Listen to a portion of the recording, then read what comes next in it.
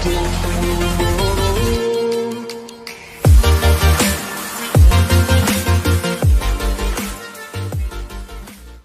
Second law पढ़ लिए, ठीक है। न्यूटन फर्स्ट लॉ में हम लोग पढ़े थे किसके बारे में, इनर्शिया के बारे में। न्यूटन सेकंड लॉ में हम लोग फोर्स निकाले थे, मोमेंटम पढ़े उसके पहले, और उसके बाद हम लोगों ने फोर्स निकाला है, फिजिकल टू एमए। अब आते हैं न्यूटन थर्ड लॉ, जो कि सबसे शायद फेमस लॉ है। So we are going to study about Newton's third law of motion, which states that every action has equal and opposite reaction. Simple सा एक स्टेटमेंट है जो कि अपन लोग पहले कई बार सुने होंगे, every action has equal and opposite reaction। और ये जो डायग्राम बनाया हूं मैं, ये बेसिकली इस थर्ड लॉ ऑफ मोशन को प्रूव करने का एक छोटा सा सेटअप है, एक्सपेरिमेंटल सेटअप है। ये दो डिवाइस है, दोनों सेम डिवाइस है, स्प्रिंग बैलेंस बोलते हैं। स्प्रिंग बैलेंस कुछ एक स्प्रिंग होता है जो कि एक ट्यूब के अंदर होता है, जैसे इंजेक्शन होता है ना, वैसे इंजेक्शन जैसा वो दिखता है, अंदर स्प्रिंग होता है और बाहर इसमें यहाँ पे ऐसे एक हुक लटका होगा, ठीक है।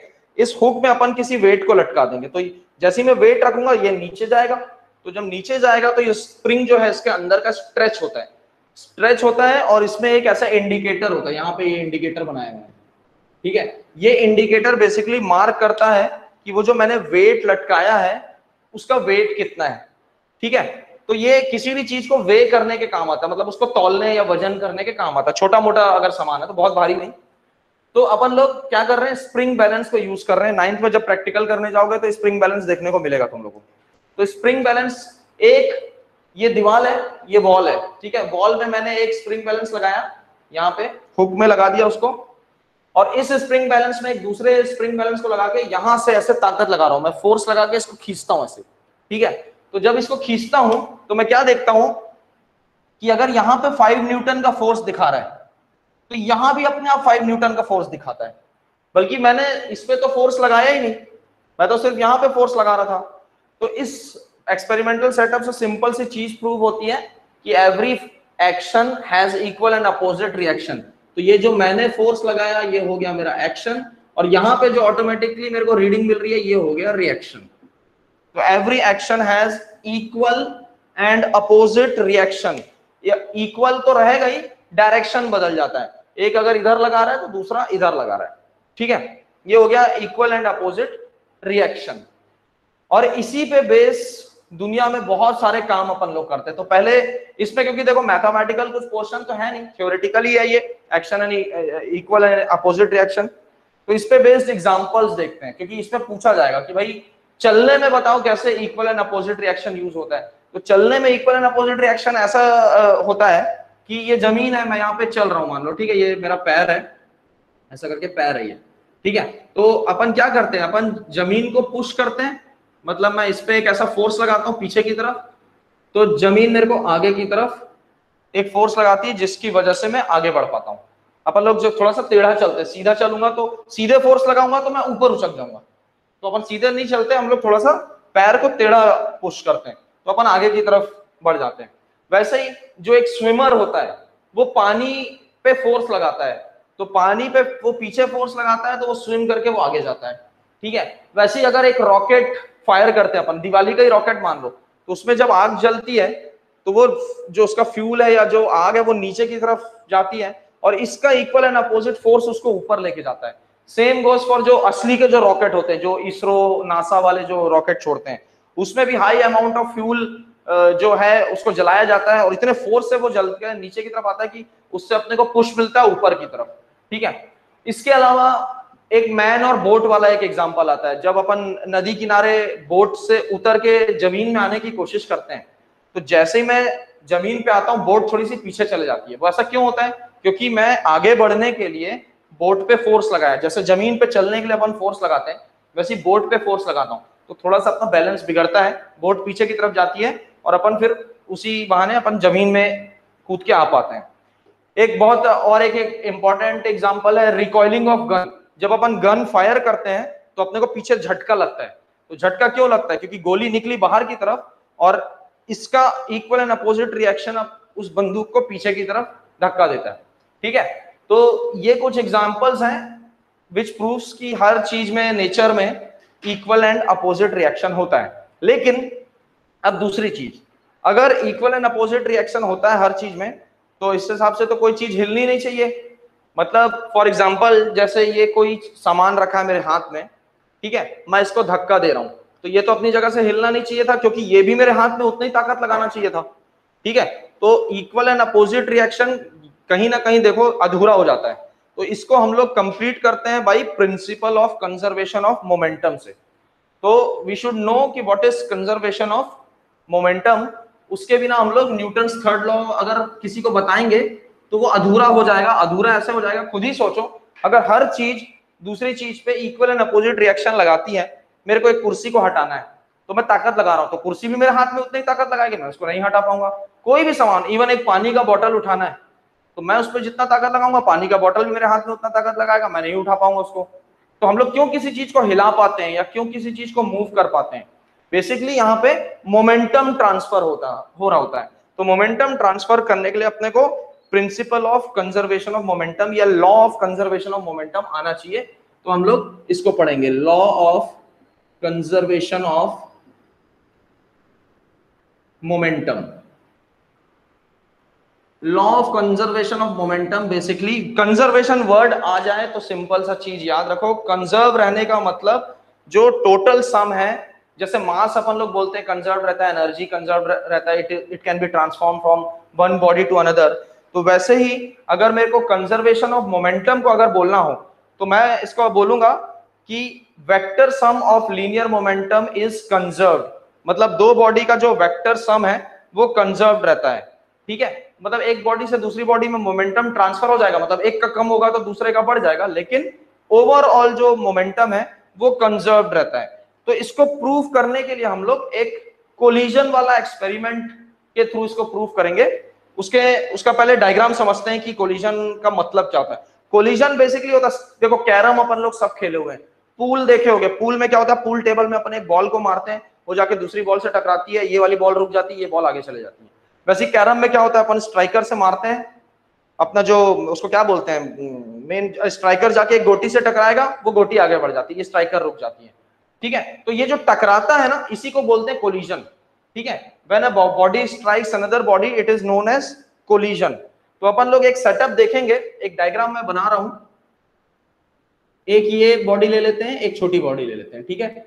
फिर ये दोनों को साथ में बना लेता हूं ऐसे, और फिर ये ले लिया, इसको मैं बोलूंगा, अच्छा इसका मास अपन लिख लेते हैं, इसका मास है ma, इसका मास है mb, इसका मास ma, इसका मास mb, मतलब छोटी वाली बॉडी का मास mb है, बड़ी वाली बॉडी का मास ma है, ठीक है। शुरू में ये दोनों चल रहे थे, इसका स्पीड था u1, नहीं ua कर लेता हूं, इसका स्पीड था ub, u for initial velocity और a और b से मैं इंडिविजुअल बॉडी का बात कर रहा हूं, ठीक है। एक टाइम आया जब ये आके इसको टक्कर मारा, ठीक है, और from Newton's third law we know that both of them apply equal and opposite reaction on each other. मतलब ये इस पे एक फोर्स लगाएगा इस डायरेक्शन में, मतलब बॉडी ए बॉडी बी पे एक फोर्स लगाएगी इस डायरेक्शन में, तो सिमिलरली बॉडी बी भी बॉडी ए पे एक फोर्स लगाएगी अपोजिट डायरेक्शन में, न्यूटन्स थर्ड लॉ के हिसाब से, ठीक है। तो बॉडी बी जो ए पे लगाई उसको मैं एफ बी ए बोलूंगा, और बॉडी ए जो बी पे लगाई एफ ए बी बोलूंगा। तो ये जो दोनों फोर्स है ये इक्वल एंड अपोजिट है obviously according to Newton's third law. और टक्कर मारने के बाद क्या होगा, अपन मान लेते हैं कि बॉडी ए की जो अब स्पीड है बदल के हो गई वी ए, और बॉडी बी की स्पीड बदल के हो गई वी बी, ठीक है। ये स्पीड चेंज हो गई, पहले यू ए और यू बी से चल रहे थे दोनों, बीच में टकराए, अब VA और VB हो गया। इसको रियल लाइफ एग्जांपल से सोचो, जैसे मान लो अपन बाइक से जा रहे हैं, पीछे से आके कार टक्कर मारी, तो बाइक छोटी होती है, बाइक की स्पीड बढ़ जाएगी, और टक्कर की वजह से कार की स्पीड थोड़ी कम हो जाएगी। मतलब टक्कर के पहले कार की स्पीड UA थी, टक्कर के बाद VA हो गई, टक्कर के पहले बाइक की स्पीड UB थी, टक्कर के बाद VB हो गई। तो ये वो वाला केस है। तो दिस इज, अपन इसको ऐसे लिखेंगे, बिफोर कोलिजन, मतलब टकराने के पहले। ये वाला जो पहला वाला डायग्राम है दिस इज बिफोर कोलिजन, ये वाला जो है ये आफ्टर कोलिजन, टकराने के बाद, और इस वाले को लिखेंगे ड्यूरिंग कोलिजन, टकराते समय, ठीक है। तो देयर आर बेसिकली 3 डायग्राम्स, ये 3 डायग्राम मैं बनाया हूं, before collision, during collision and after collision. ठीक है, तो अब सबसे पहले हम लोग देखते हैं कि टकराने के पहले मोमेंटम कितना था overall. Principal of conservation of momentum पढ़ रहे हैं हम लोग, ठीक है। तो टकराने के पहले टोटल मोमेंटम कितना था, टकराने के बाद टोटल मोमेंटम कितना था, ठीक है। तो चेंज इन मोमेंटम, अच्छा अपन लोग बेसिकली करना क्या चाहते हैं, अपन को यह मालूम है कि ये दोनों फोर्स बराबर होते हैं, FBA और FAB इक्वल एंड अपोजिट होते हैं, हमको ये मालूम है, ठीक है। तो हम लोग इन दोनों के हेल्प से हम लोग equation of principal of conservation of momentum निकालना चाह रहे हैं, ठीक है। तो देखो चेंज इन मोमेंटम ऑफ ए पहले लिखते हैं अपन लोग, तो ऐसा लिखूंगा मैं, चेंज इन मोमेंटम ऑफ ए, मतलब ए का टकराने के पहले मोमेंटम कितना था, ए का टकराने के बाद मोमेंटम कितना हो गया। तो जो चेंज इन मोमेंटम ऑफ ए होगा, इसको मैं क्या कैसे लिखूंगा, लास्ट में इसका मोमेंटम कितना हो गया, MAVA, शुरू में कितना था, MAUA। तो final momentum minus initial momentum is equal to change in momentum, हुआ ना चेंज इन मोमेंटम। वैसे ही change in momentum of B लिखना है, तो मैं कैसे लिखूंगा, MBVB माइनस MBUB, मतलब final momentum of B minus initial momentum of B, ठीक है। अच्छा, अब अगर मेरे को लिखना हो rate of change of momentum of A लिखना हो, तो एक काम करता हूं, मैं इसी को लिख लेता हूं, यहीं पे सीधे कर लेते हैं अपन, rate of change in momentum और ये rate of change in momentum of B, तो इसको होल डिवाइडेड बाय टी कर देंगे, होल डिवाइडेड बाय टी।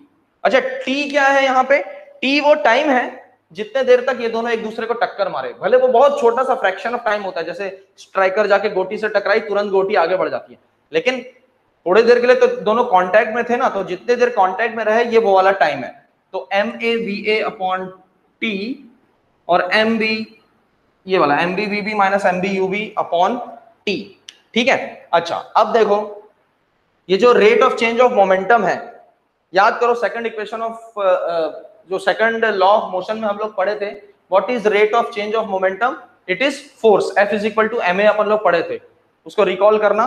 तो rate of change of momentum force होता है, तो rate of change of momentum of जो A होगा वो क्यों हुआ, क्योंकि B ने A पे फोर्स लगाया, ठीक है। तो जो B ने A पे फोर्स लगाया वो कितना है, इज इक्वल टू FBA है। तो rate of change of momentum of A is equal to FBA। Similarly rate of change of momentum of A is equal to FAB। B का momentum क्यों change हुआ, क्योंकि A ने B पे force लगाया, ठीक है। अब आगे लिखेंगे, इसके बाद चीजें सिंपल है। We know that FAB is equal to minus FBA। ये क्या है भाई, अपने को ये मालूम है कि both of these forces are equal. अभी अपन ड्यूरिंग कोलिजन, अपन न्यूटन्स थर्ड लॉ का स्टेटमेंट ही ये बोलता है कि every action has equal and opposite reaction, मतलब A B पे जितना फोर्स लगाएगा वो एग्जैक्टली इक्वल टू होगा जो B A पे फोर्स लगा रहा है इन अपोजिट डायरेक्शन। तो अपोजिट डायरेक्शन को मैं माइनस साइन से रिप्रेजेंट कर रहा हूं, तो दोनों फोर्स इक्वल है विद माइनस साइन, तो FAB is equal to minus FB है। तो अपन ये दोनों इक्वेशन को यहां पे लिखते हैं, मतलब मैं कैसा लिख सकता हूं, MAVA minus MAUA upon T is equal to MBVB minus MBUB upon T, और यहां पे बाहर में आ जाएगा एक माइनस साइन। देखो T कैंसल, ठीक है, T कैंसल। अब एक अपन लोग एक काम करेंगे, जितना इनिशियल वाला टर्म दिख रहा है, मतलब U वाला टर्म दिख रहा है, उसको एक तरफ कर लेते हैं, जितना V वाला टर्म दिख रहा है उसको दूसरी तरफ कर लेते हैं। तो मेरे को देखो, ये माइनस साइन वाले को मैं ले जा रहा हूं उधर, वो प्लस बन जाएगा, और इधर का माइनस साइन को ला रहा हूं इधर, तो फाइनली मेरे को एक इक्वेशन मिलता है, ये मिलेगा देखो MAVA ये इधर आएगा, तो ये बन गया मेरा प्लस MBVB उल्टा लिख दिया मैं, मेरे को पहले u वाला टर्म लिखना था, चलो पहले u वाले को लिख लेते हैं। तो MAUA plus MBUB is equal to MAVA plus MBVB। यही सेम इक्वेशन तुम लोग को कई बुक में ऐसा दिखेगा, M1U1 plus M2U2 is equal to M1V1 plus M2V2। दोनों सेम ही इक्वेशन है, ठीक है। मैंने क्या A और B लेके तुम लोग को पढ़ा दिया, तो A और B लिख दिया। अगर यही चीज मैं बॉडी 1 बॉडी 2 लिखता तो ये M1 M2 बन जाता, ये U1 U2 बन जाता, वैसे ये V1 V2 बन जाता, ये M1 M2 बन जाता, तो अपना ये वाला इक्वेशन आ जाता। अपन आगे इक्वेशन में इसी को यूज करेंगे, M1U1 plus M2U2 is equal to M1V1 plus M2V2। ये जो इक्वेशन अपन निकाले हैं, this is law of conservation of linear momentum. तो law of conservation of linear momentum, और ये बहुत इंपॉर्टेंट टॉपिक है, 5 मार्क्स का आता है, 5 नहीं तो 3 मार्क्स का इसका प्रूफ आ सकता है, इससे रिलेटेड न्यूमेरिकल आएगा। इस चैप्टर में सबसे इंपॉर्टेंट टॉपिक यही है, law of conservation of momentum. एक बार मैं इसको फिर से रिपीट कर रहा हूं, ठीक समझ में आया हो। सबसे पहले हम लोग पढ़े what is Newton's third law of motion. Newton's third law of motion क्या बोलता है? Every action has equal and opposite reaction. मतलब कोई चीज किसी को टक्कर मारेगी तो ये भी इसको बराबर उतना ही फोर्स लगाता है। तो अब यहाँ पे फिर मेरे मन में डाउट आया भाई कि अगर ऐसा है तो ये चीज तो हिलनी नहीं चाहिए, दोनों जब एक दूसरे पे बराबर ताकत लगा रहे हैं तो कोई भी चीज क्यों मूव होती है? तो वो चीज प्रूव होती है अपनी प्रिंसिपल ऑफ या law of conservation of momentum से। Law of conservation of momentum ये बोलता है कि एक बॉडी का मोमेंटम दूसरी बॉडी में ट्रांसफर हो जाता है।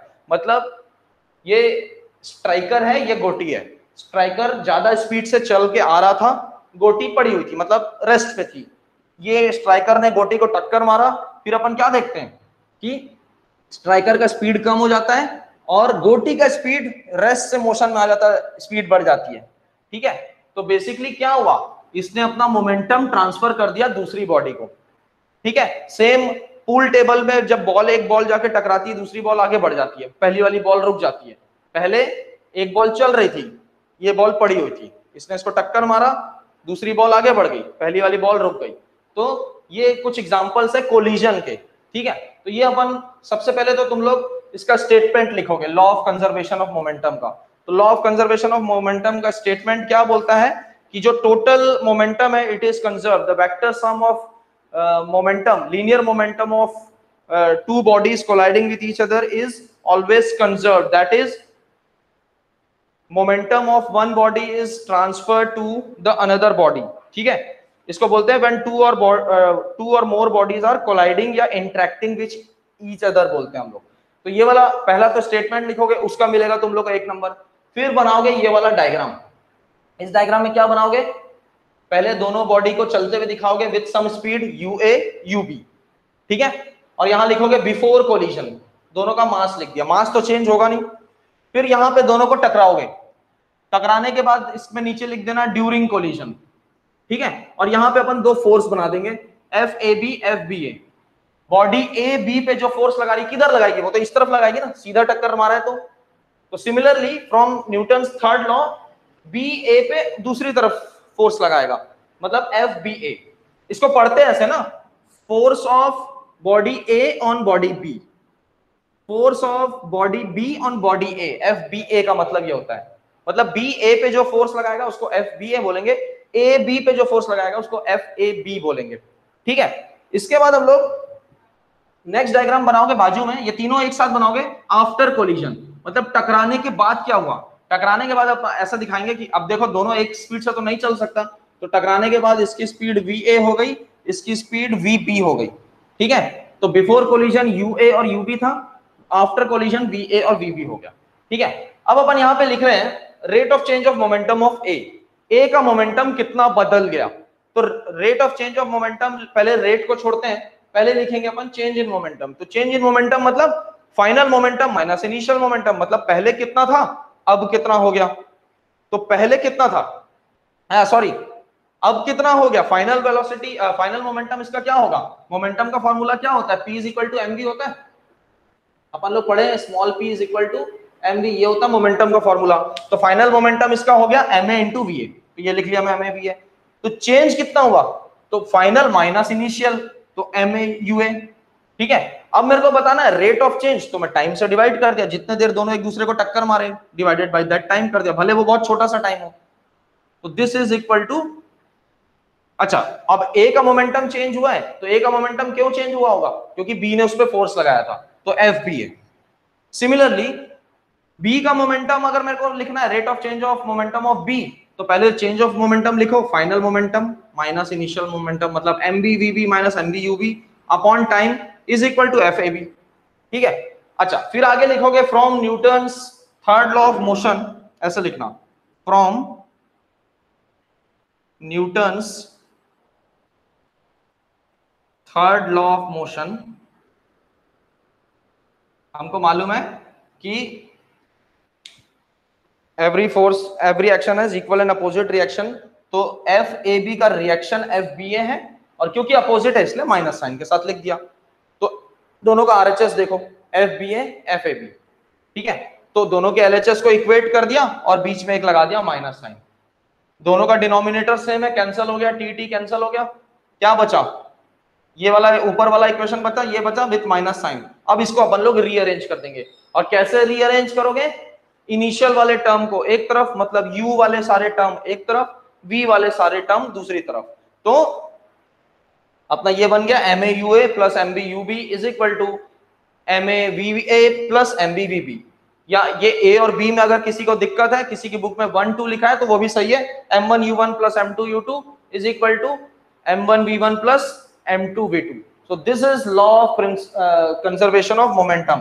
तो उसका स्टेटमेंट लिखने का 1 नंबर, डायग्राम बनाने का 1 नंबर, और ये पूरा प्रूफ करने का 3 नंबर, मतलब ये 4 से 5 नंबर का ये क्वेश्चन आता है। मोस्टली 5 मार्क्स का ये क्वेश्चन पूछा जाता है। हो गया, तो सबसे best example recoiling of gun है। रिकॉइल ऑफ गन के कुछ क्वेश्चंस भी हमको करने होंगे। ठीक है, तो रिकॉइल ऑफ गन में क्या होता है, देखो शुरू में यहां से समझना शुरू करते हैं अपन लोग। अपन ये इक्वेशन यूज कर रहे हैं, ठीक है। U1 M1 कौन है, M2 कौन है, M1 गन है, M2 कौन है, बुलेट है। ठीक है, शुरू में दोनों रेस्ट पे होंगे, मतलब U1 भी 0 U2 भी 0, दोनों रेस्ट पे है ना। मैं हाथ में पिस्तौल पकड़ा हूं और बुलेट भी उसी में है, तो ना पिस्तौल कहीं जा रही ना बुलेट कहीं जा रही। अब जैसे ही अपन उसको फायर करते हैं क्या होता है, ये तो इधर का तो पूरा 0 ही हो गया, एक वेलोसिटी मिलेगी m1 मान लेते हैं गन है, तो गन रिकॉइल करती है, पीछे की तरफ आती है और बुलेट आगे की तरफ जाती है। ठीक है, तो जब मैं दोनों की वैल्यू रखूंगा और एक को दूसरी तरफ ले जाऊंगा तो माइनस में दिखेगा मेरे को। तो माइनस साइन का मतलब ये होता है कि if bullet is moving in x direction, gun is recoiling, या वो आ रही है माइनस x डायरेक्शन की तरफ। ठीक है, तो अपन इसका प्रूफ करके देखते हैं कि अगर गन रिकॉइल ऑफ गन वाला एग्जांपल लूं तब क्या हो जाएगा। तो रिकॉइल ऑफ गन अपन प्रूफ करेंगे, उसमें वेलोसिटी कितनी आती है, using equation of law of conservation of momentum. Law of conservation of momentum क्या बोलता है, m1 u1 plus m2 u2 is equal to m1 v1 plus m2 v2। ये इक्वेशन अपने को याद रखना है। ठीक है, हम लोग देख रहे हैं रिकॉइल ऑफ गन को देख रहे हैं, रिकॉइल ऑफ गन। तो बिफोर कोलिजन क्या होगा, बिफोर कोलिजन गन और बुलेट दोनों का जो U1 है और U2 है, ये दोनों 0 रहेगा। ठीक है, तो दोनों अगर 0 है तो इसका देखो m1 into 0 m2 into 0, LHS हो गया मेरा 0। इधर मेरे पास बचा m1 v1 plus m2 v2। v1 मान लेता हूं मैं बुलेट की, असल में इसमें क्वेश्चन इस टाइप का पूछा जाता है कि अगर बुलेट अपनी गई है 100 मीटर पर सेकंड की स्पीड से, तो रिकॉइल ऑफ गन कितना होगा।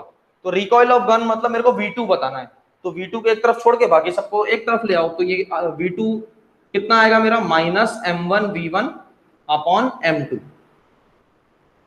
ये v2 क्या है, v2 है रिकॉइल ऑफ गन, मतलब कितने वेलोसिटी से गन पीछे आएगी, कितने जोर से लग सकता है मेरे को।